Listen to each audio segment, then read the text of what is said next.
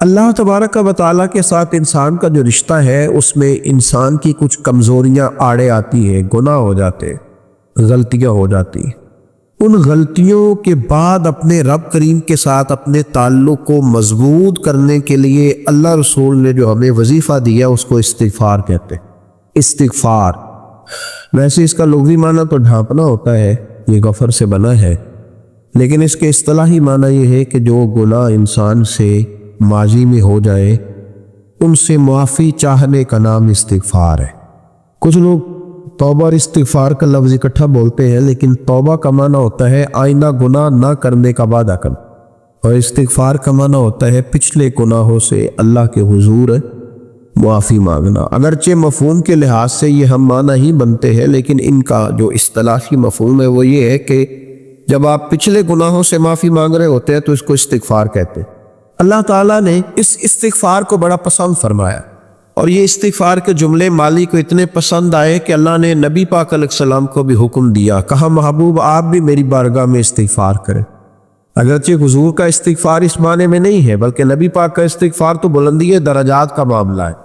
چونکہ استغفار خود ایک عبادت ہے، تو یہ عبادت کرنے کا اللہ نے اپنے محبوب کو بھی ارشاد فرمایا۔ جب فتح مکہ ہوئی تو فرمایا اذا جاء نصر اللہ والفتح، جب اللہ کی مدد آئی تو پھر فتح نصیب ہوئی۔ ورأیت الناس يدخلون فی دین اللہ افواجا، تو پھر آپ دیکھیں گے لوگوں کو، لوگ فوجوں کی فوجیں دین میں داخل ہو رہے۔ لوگ پہلے ایک ایک دو دو کر کے آیا کرتے تھے، تو اب فوجوں کی فوجیں آ رہی ہیں، تو یا اللہ ہم کیا کریں؟ تو رب کریم نے فرمایا محبوب فسبح بحمد ربک واستغفر، اپنے رب کے لیے حمد کرو، تسبیح پڑھو اور استغفار کرو۔ کیا کرو؟ استغفار، معافی مانگو، اس کے حضور آہذاری کرو، استغفار کرو۔ معنی یہ ہوا کہ جب تو غلطی ہو جائے پھر بھی استغفار کرو، جب اللہ زیادہ نعمتیں دے پھر بھی استغفار کرو۔ ہمارے ہاں یہ ہوتا ہے کہ جب تو کوئی نقصان ہوتا ہے تو وہ اللہ کی طرف سے ہوتا ہے، نقصان ہو جائے تو کہتے ہیں اللہ کی مرضی تھی، اور فائدہ ہو جائے تو کہتے ہیں میں نے محنت ہی بڑی کی تھی، میری جدوجہد بڑی تھی۔ ایک بچہ ایک دفعہ میرے پاس کہیں انٹرویو کے لیے جا رہا تھا، تو دعا کرانے آیا، کہنے لگا میں نے وہاں جانا ہے، دعا کیجئے گا اللہ تعالیٰ کامیابی دے۔ میں نے دعا کی، کچھ اس کو پڑھنے کو بتایا، لیکن کامیاب نہ ہو سکا، لوٹ آیا۔ تو میں نے پوچھا کہ کیا بنا؟ کہنے لگا حضرت صاحب بس اللہ کی مرضی تھی، اللہ کی مرضی تھی۔ پھر ایک دفعہ گیا تو نہ کہا اللہ کی مرضی تھی، تیسری دفعہ گیا کامیاب ہو گیا۔ تو بھئی اب کیا بنا؟ کہنے لگا جی جب میں داخل ہوا تو اس نے جاتے ہی مجھ سے پوچھا سب سے پہلا سوال یہ کہ تمہیں جنرل نالج کی بھی کچھ معلومات ہے یا شعبے کے آدمی ہو؟ تو میں نے کہا جناب پوچھئے۔ تو انہوں نے پاکستان کا حدود اربہ پوچھا تو میں نے فٹافٹ بتا دیا۔ پھر انہوں نے مجھ سے پوچھا کہ یہ جو مینار پاکستان ہے اس کی تجویز کس شخص نے دی تھی؟ تو میں نے فٹافٹ اس کا بھی نام بتا دیا۔ پھر شارٹ ہینڈ کے ایک دو سوالات اس نے کیے تو وہ بھی میں نے بتا دیے، تو الحمدللہ کامیاب ہو گیا۔ میں نے کہا بیٹے جب تو ناکام ہوا تھا تو اللہ کی مرضی تھی، اور کامیاب ہوا ہے تو میں لگا دی، اب اللہ کی مرضی کدھر گئی؟ یہ اتنا بڑا نقص ہے انسانی فطرت کا، اتنی بڑی کمزوری ہے کہ معاذ اللہ تعالیٰ ہم کمزوریاں قدرت کے کھاتے میں ڈال دیتے ہیں، اور ناکامیاں قدرت کے کھاتے میں، اور کامیابیاں یہ کیا تماشا۔ حالانکہ ہونا یہ چاہیے تھا کہ جہاں انسان کمزور پڑے تو کہے میری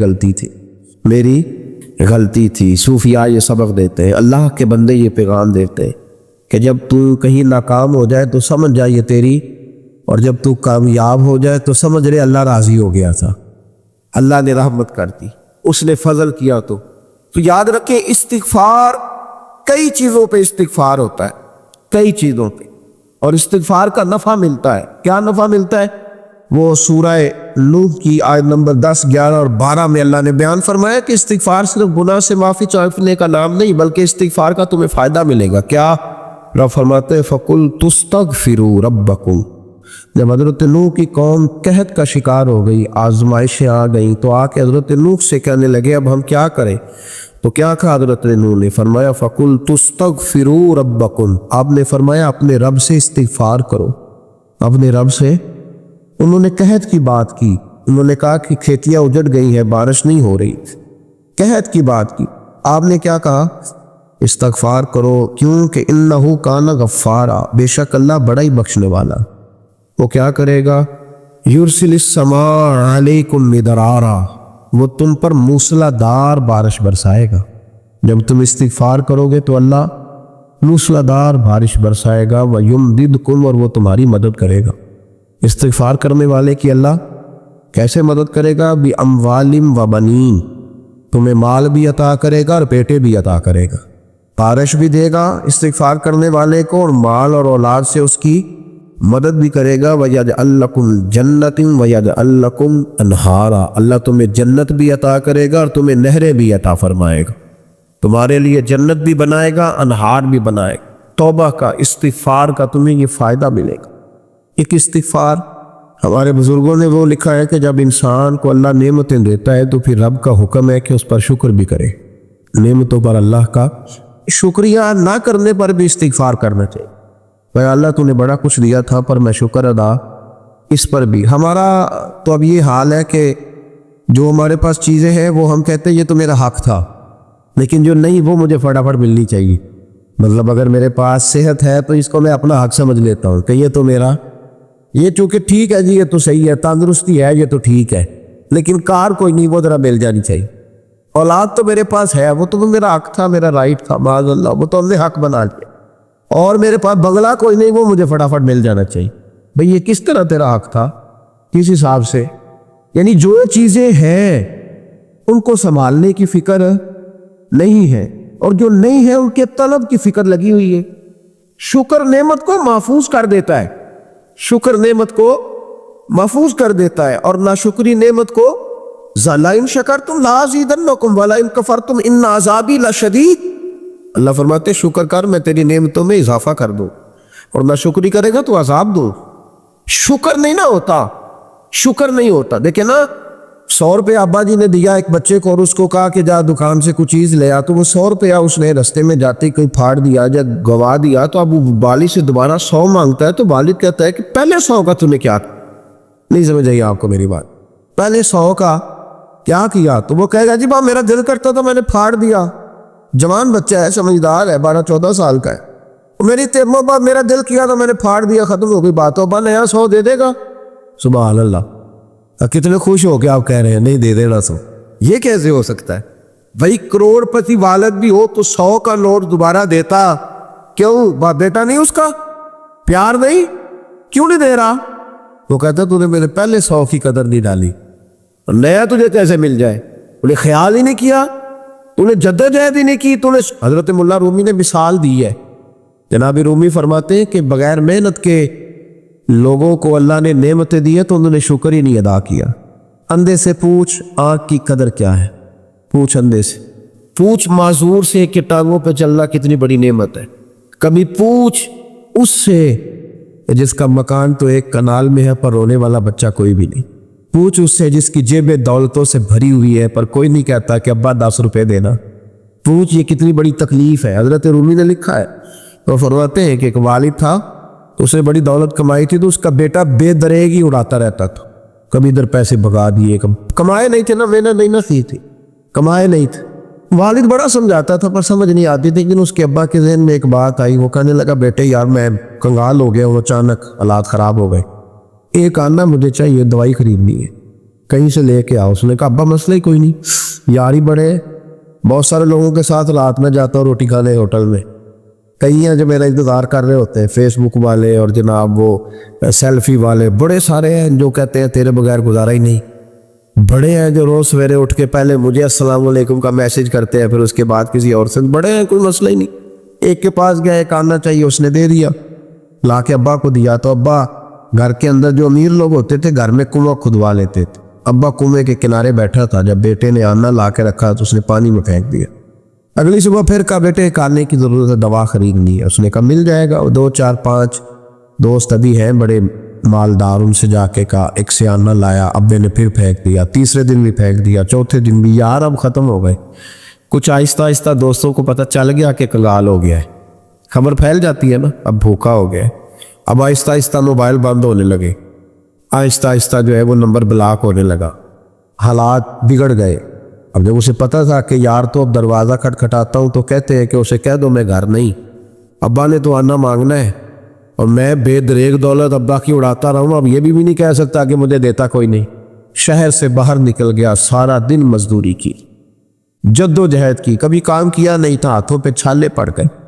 بڑا مشکل ہوتا ہے جن لوگوں نے کام نہ کیا ہو انہیں کرنا پڑ جائے تو تکلیف کا شکار ہو کے ایک آنا کمایا، شام کو لا کے والد کی ہتھیلی پہ رکھا تو اس نے پھینکا نہ جب کنویں میں تو چیخ پڑا، کہنے لگا ابا جی آپ سیاڑے بیاڑے بندے ہیں، روز پیسے لا کے دیتا ہوں، کون پھینک دیتے ہو؟ کوئی کرنے والی بات کرو، نہیں دوائی کھانی تو نہ کھاؤ، لایا کیوں کرتے؟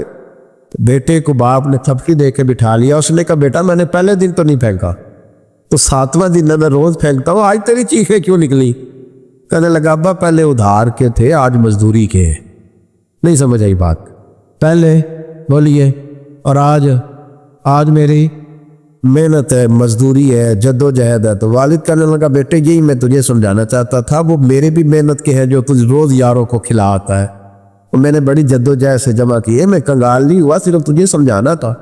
او بھائی یہ آنکھیں تیری محنت کی نہیں نا، اس لیے تو شکر نہیں ادا کرتا، یہ وجود، یہ ٹانگیں، یہ شعور، یہ تیری جد و جہد کا نہیں، جو عقل کی دولت اللہ نے دی ہے نا، یہ تیری محنت کی نہیں۔ اگر محنت کی ہوتی تو سجدے میں پڑا رہتا، تو خیال کرتا۔ اللہ نے آنکھیں دی ہیں قرآن دیکھنے کے لیے، جب کوئی کسی گندی چیز کو دیکھتا ہے تو ناشکری کرتا ہے، جب غلط طرف اٹھاتا ہے یہ چیزیں تو ناشکری کرتا ہے۔ صاحبو یاد رکھنا اور اس پر ضرور غور کرنا کہ جب نعمتوں کا شکر ادا نہ کیا جائے تو پھر ہمیں استغفار کا حکم دیا گیا۔ پھر کیا کرنا ہے ہم نے؟ استغفار کہ یا اللہ ہم تیری نعمتوں کا شکر ادا نہیں کر سکے تو ہمیں معاف فرما، تو ہم سے درگزر فرما، معاف فرما۔ ایک استغفار اس بات کا ہے کہ دیکھیں نا، یہ رسول پاک علیہ السلام کا فرمان، یہ حدیث امام راضی نے لکھی، اور نبی پاک کی فرمان کے لحاظ سے جو چیز ہمارے سامنے ہے نا اس پر ہماری آنکھیں بھی کھل جانی چاہیے، دل بھی کھل جانا چاہیے، کہ کوئی خاص ہی بات تھی جو حضور نے بیان فرمائی صلی اللہ علیہ وسلم۔ سرکار دو عالم علیہ السلام نے فرمایا ایک آدمی نے 500 سال بغیر ریاکاری کے اللہ کی عبادت، کتنے سال؟ یہ 5 سال نہیں ہوتی بغیر ریاکاری کی۔ تہجد پڑھنے والا جب تک 6 لوگوں کو بتا نہ دے تہجد پڑھی ہے، اتنی دیر تو تہجد آگے بڑھتی نہیں، کم از کم 6 بندوں کو پتہ ہونا چاہیے۔ اور میرے جیسے حاجی نمازیوں کا تو دل کرتا ہے کہ وظیفے پہ بندہ رکھا جائے جو تعریفیں کرے صبح و شام، قائد صاحب کی کیا بات ہے، حضرت صاحب کی وظیفہ دیں گے اس کو مہینے کا، وہ تعریف کرے کھول کے کہ آپ کی بڑی بات۔ یہ مرض ہے، تعریف سننا نا یہ بیماری ہے، اس نے جھوٹ کو جنم دیا ہے، بہت بڑا مرض ہے۔ حضرت سعدی نے اس پر بہت بڑے مقالہ جات لکھے اور فرماتے ہیں یہ مرض کچھ لوگوں میں بہت زیادہ ہوتا ہے۔ ایک امیر لوگ ناراض نہ ہو جائیں، پر انہوں نے کہا ہے تو کوئی حکمت ہوگی نا، امیروں میں تعریف سننے کا مرض بہت زیادہ ہوتا ہے۔ فرماتے ایک بادشاہوں میں اور تیسرا عورتوں میں، ان میں یہ بیماری بہت زیادہ ہوتی ہے۔ کوئی تعریف نہ کرے تو خود اپنی کرنی شروع کر دیتے ہیں، خود ہی کہہ دیتے ہیں کہ وہ کیا بات سے میرے ابا جی تے وہ تے 100 حال چلدا سی تے 150 بندہ ٹکر کر، ابا جی دی چھڈ تو دس تیرے کنے چل دے، تیرے کو کنے بندے روٹی کھاندے، اپنی بات کرنا۔ اقبال کہتے تھے تو وہ آبا تمہارے ہی مگر تم کیا ہو، ہاتھ پہ ہاتھ درے منتظر فردا، ابا جی کی دادا جی کے چھوڑ اپنی کر، ہمیں تو تیرا پتہ ہے تو اپنی بات کر، تیرے اندر بھی کوئی چیز ہے کہ نہیں؟ ابا دادا تو سب کے بڑے، حضرت آدم کی اولاد ہے تو حضرت آدم نبی تھے، اور باپ دادا تو سب کے بڑے بڑے ہی ہیں، بات یہ ہے کہ اپنی بات کرنی چاہیے نا۔ تو یہ بیماری ہے، یہ نقص ہے۔ 500 سال بغیر ریاکاری کی عبادت، اور بیان میرے نبی کریم علیہ السلام فرما رہے ہیں 5، بولیے یہ بہت بڑا مسئلہ ہے، دکھاوا نہ ہو، ریاکاری نہ ہو۔ ہم مجالس میں جاتے ہیں نا جناب، محافل میں تو لسٹ ملتی ہے، یہ چودھری صاحب نے صدارت ہے، انہوں نے خصوصی تعاون کیا ہے، تو یہ فلانے صاحب ہے تو ان کا بھی نام لینا ہے۔ تو میں کبھی کبھی کہہ دیتا ہوں کہ یار آپ نے تو کہا تھا یہ نبی پاک کی تعریف کی محفل ہے، اور یہ آپ نے لسٹ لگا دی ہے پوری تعریف کرنے والوں کی۔ کچھ ضروری ہے کسی کا نام لینا اور اس کا جناب ذکر کرنا اور اشتہار پہ اس کی فوٹو آنا، یہ کچھ ضروری ہے؟ ویسے بھی کوئی اچھا لگتا ہے کہ نبی پاک کے نام کی محفل اور میں صدارت کر رہا ہوں؟ ڈرنا چاہیے نا مجھے اللہ تعالیٰ، حضور کی محفل اور میری صدارت، اس پر کبھی غور کرے۔ اگر کوئی راہ طریقت کا مسافر ہوگا تو تڑپ جائے گا کہ نبی پاک کے نام کی محفل اور سرپرستی ایک ایسے آدمی کی جس کو وضو تک نہیں کرنا آتا، چھ مالا دار ہے، وہ دھندا ہے معاذ اللہ تعالیٰ، جس کا جو دل کرے وہ کرتا جائے۔ 500 سال بغیر ریاکاری کی عبادت کی، 5 بڑا مشکل ہوتا ہے۔ حضور فرماتے ہیں یہی بندہ جب اللہ کے حضور کھڑا کیا جائے گا تو رب کریم اس سے کہے گا کہ چلو اس کو میرے فضل سے جنت میں لے گا، تو عرض کرے گا مالک فضل تو ٹھیک ہے پر 500 سال لگائے میں نے، 5 وہ مولوی صاحب میری طرح کے بیچارے جو امام مسجد ہوتے ہیں نا، تو وہ بھی کہتے ہیں جب میں آیا تھا تو 30 بچے تھے مسجد میں، اب 80 ہو گئے۔ اور بھئی یہ بندوں کو بتانے کی کیا ضرورت ہے؟ یہ تو اللہ کی رضا کے لیے ہے نا، تو چھوڑ اس میں اتنا تذکرہ کرنے کی کیا حال ہے۔ 500 سال جس نے لگائے، بول بڑا یا اللہ 500 سال لگائے، اور تو کہتا ہے کہ اس کو میرے فضل سے لے جاؤ۔ تو رب کریم نے فرمایا چلو کوئی نہیں، پھر انصاف کر لیتے ہیں۔ الٹی آنکھ کی روشنی نکال کے ترازو کے ایک پلڑے میں رکھو، اور 500 سال کی بغیر ریاکاری کی عبادت دوسرے پلڑے میں رکھو۔ کبھی اس مریض سے پوچھنا جس کو ڈاکٹر کہہ دیتا ہے کہ تیری آنکھ کا علاج نہیں ہو سکتا، بے بس ہوتے ہیں ڈاکٹر، جواب دے جاتا ہے شعور۔ پوچھ کبھی اس شخص سے، کو کہتے ہیں بس جناب اب آپ اپنی آنکھیں موجود ہونے کے باوجود آپ دیکھ نہیں سکتے، اتنی موٹی آنکھ لگی ہوئی ہے، لیکن روشنی اللہ چاہے تو دیتا ہے، نہ چاہے تو نہیں دیتا۔ 5 ایک آنکھ کی روشنی ایک پلڑے میں رکھ لو اور دوسرے میں 500 سال کی عبادت رکھ دی، اللہ اکبر۔ تو رب کریم نے فرمایا اب تولو۔ جب تولی تو وہ عبادت تھوڑی تھی اور ایک نعمت زیادہ تھی۔ اللہ نے فرمایا یہ تو بھائی اس کو تو 500 سال دیے تھے، یہ تو ایک نعمت کا شکر نہیں ادا کر سکا، پکڑو اس کو دوزخ میں ڈالو۔ یہ کر کے کیا آیا ہے؟ پکڑو جہنم میں ڈالو اس کو، لے چلو۔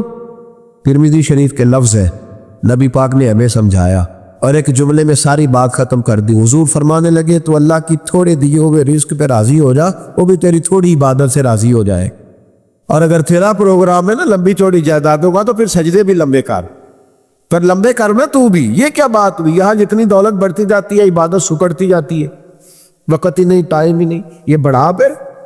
تو جب دوزخ میں جانے لگا نا تو پھر خیال آیا، تو حضور فرماتے استغفار کرنے لگا، کہنے لگا اللہ میں بھول گیا تھا، اللہ مجھے غلطی لگ گئی، استغفار کر رہا۔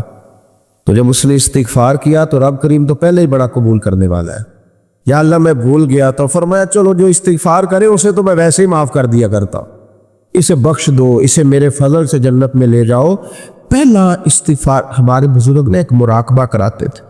مراقبہ ان فی خلق السماوات والارض واختلاف اللیل والنہار لآیات لأولی الالباب۔ مراقبہ ہوتا تھا اللہ کی نعمتوں پر غور کرنے کا نام۔ تو اکیلا بیٹھ، گردن جھکا اور غور کر خدا کا فضل کتنا ہے اور میری اس میں محنت کتنی، اس کا شمار کر۔ اس طرح کر کے 2 خانے بنا، ایک خانے میں اللہ کی نعمت رکھ اور دوسرے میں پھر اپنی محنت رکھ۔ اس کو کہتے ہیں مراقبہ۔ یہاں سے مراقبہ سٹارٹ ہوتا ہے۔ اور اگر تو شکر ادا کر رہا ہے تو پھر ٹھیک ہے، ورنہ پھر استغفار کر، پھر اللہ کے حضور معافی مانگ، پھر اس کے حضور آہوزاری کر، پھر اس سے کہہ کہ وہ معاف کرے۔ ہم لوگ یہ والا مراقبہ نہیں کرتے، اس لیے جو چیز ہے وہ تو میرا حق تھا، مجھے فٹافٹ دوسری بھی چاہیے۔ استغفار کرے اس لیے کہ ہم شکر ادا صحیح طور پر کر سکے۔ پھر اس کے بعد دوسرا استغفار اس وقت ہوتا ہے اللہ اکبر کہ جب انسان باشعور زیادہ ہو پر بے عمل بھی اتنا ہی زیادہ ہو، اسے بھی استغفار زیادہ کرنا چاہیے۔ اب میرے سمیت کسی بھی آدمی کو چھیڑیں گے نا تو دنیا اور مافیہ کی وہ باتیں کرے گا، لیکن جب اس کا عمل دیکھا جائے گا تو کچا سا، پلا سا، کمزور سا۔ یعنی ایسے لوگ ہیں جو ماں باپ کی عظمت پر 6 گھنٹے تقریر کر سکتے ہیں، لیکن اگر ان کی اماں سے جا کے پوچھا جائے کہ بیٹے کا حال کیا ہے جی، تو کہتے ہیں بڑی تکلیف میں، اپنے بیٹے کے سبب سے وہ بڑی آزمائش کا شکار۔ بھئی تیری 6 گھنٹے کی تقریر کا معنی کیا ہوا؟ تو لفظوں کے گورکھ دھندے کا ماہر ہے۔ لفظوں میں ادھر گیا ہوا تھا بڑی دور پنجاب کے ایک شہر میں، تو ایک صاحب مجھے کہنے لگے کہ میری 21ویں سالانہ محفل ہے۔ میں نے کہا آپ نماز پڑھتے ہیں؟ کہتے نہیں۔ تو میں نے کہا محفل کا کیا معنی رکھا ہوا ہے آپ؟ یہ کیا ہے، رسم ہے؟ فلاں بہت بڑے عالم کو میں نے بلایا، فلاں کوئی بلایا، فلاں نعت کا، یہ کیا ہے؟ اگر تو نمازی نہیں آج تک، اس کو کیا سمجھتا ہے تو؟ میرے بھی فلاں بزرگ سے بھی تعلقات ہے، تو نے کیا حاصل کیا ان سے؟ تعلقات کا کیا مطلب ہوتا ہے؟ فوٹو آتی ہے ساتھ، اخباروں میں تصویر لگ گئی، فیس بک پہ آ گیا کہ میں ان سے ملا ہوں، اتنا تعلق ہے؟ یا تو بھائی خوشبو کے قریب سے بندہ گزر جائے تو خوشبو آنے لگ جاتی۔ تو نے پایا کیا؟ شعور ہونا اور عمل نہ ہونا بہت بڑی مصیبت ہے۔ اس سے اللہ کی بارگاہ میں استغفار کرنا چاہیے۔ یعنی انسان کو عقل ہو، پتہ ہو، خبر ہو، اور اس کے پاس دھلے کا عمل نہ ہو۔ اس کو 3400 حدیث آتی ہو کہ نماز نہ پڑھنے والے کی سزا یہ ہے، پھر بھی نہ پڑھے تو سزا ہے کہ نہیں اللہ کی طرف سے؟ حضرت امام حسن کے پاس ایک شخص آیا، حضرت امیر معاویہ بھی بیٹھے تھے، تو اس نے امام حسن سے آ کے کہا کہ حضور اولاد نہیں ہے، کوئی دعا کر دے۔ تو جو ہے میری بات پر، اب بھی لوگ پیروں کے پاس آتے ہیں نا، ماشاءاللہ سے اللہ خیر فرمائے، تو پیر صاحب اگر وظیفہ بتائے تو وظیفہ چونکہ پڑھنا پڑتا ہے، وہ کام مشکل ہے۔ زیادہ تویز تو پیروں نے بھی اب ماشاءاللہ بڑی ترقی کر لی، انہوں نے بھی تویز چھپوا کے رکھ لی ہے، کون لکھے اتنے تویز، جو کہ ہر مرید کو تو تویز چاہیے، انہوں نے نا جی تویز پکے چھپوا لیے، کچھ نے مورے بنوا لی ہیں۔